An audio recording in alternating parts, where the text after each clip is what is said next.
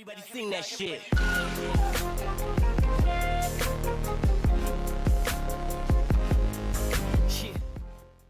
Amazon will take its first steps as a sports broadcaster with tennis coverage from Queens next week. Anyone expecting Amazon Prime to deliver a surprise package to their door when it comes to their first foray into broadcasting tennis next week ought not to raise hopes too high.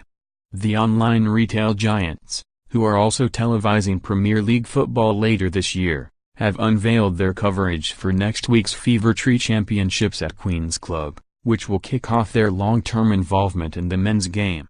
While executives emphasize that these are early days, this is set to be a conservative start, lacking in the kind of wow factor that might have been anticipated from one of the corporate world's great disruptors.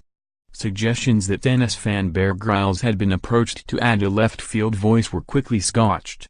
Instead, a solid if unspectacular lineup of personnel was unveiled. Moreover, there will not be an on-site studio, with the coverage anchored instead from down the road in Chiswick. Technology should support the coverage, but you don't want to make it gimmicky. The action is the thing and we should never lose sight of that, said Jay Marine, European head of Amazon Prime Video.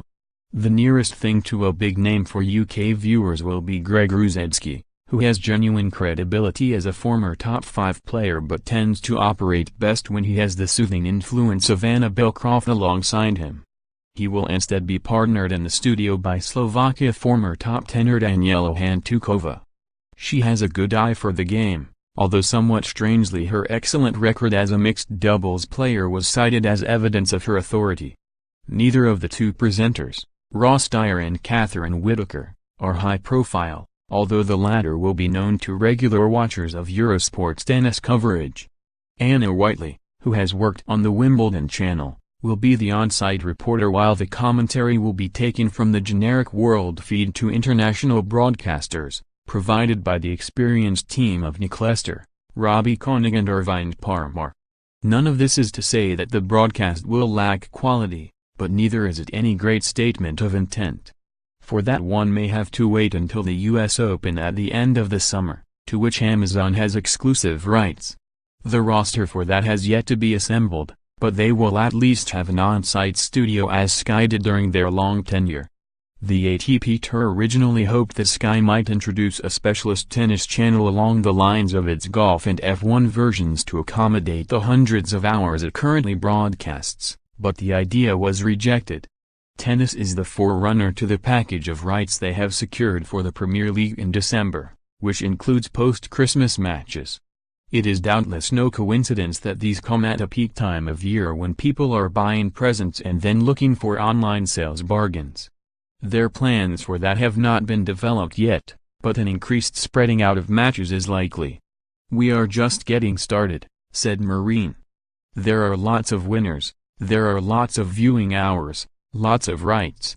What it looks like in the future, I don't know." In a time of fragmented sports rights, this was a unique opportunity.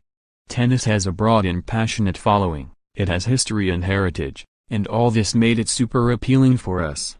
Our goal is to expand the younger audience, but Prime has a very broad age range, our user base is very spread out. A concern for tennis is that its core viewing demographic tends to be in the 50-plus category, some of whom will not know their Fire Stick from a matchstick. Countering that, Marine said, "Every year more people are learning how streaming works, it's all about doing it for the first time and then it becomes normal. Younger people are watching less of traditional broadcasts, watching everything on demand via streaming. People will come across tennis as part of our offering." There are 100 million Amazon Prime members worldwide, although they would only approximate those who will have access to this in the UK as millions.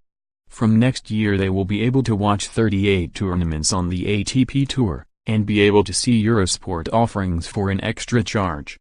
On the subject of charges, Marine said, "We try to give the customers as much as we can for an affordable £7.99 per month.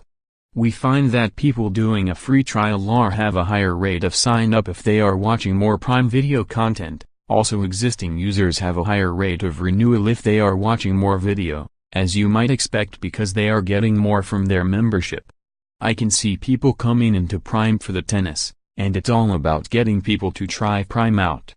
One thing that they will have over the far wider reaching BBC coverage is that they are not bound by schedules, and there will also be half-hour wrap-up show available on demand after each day.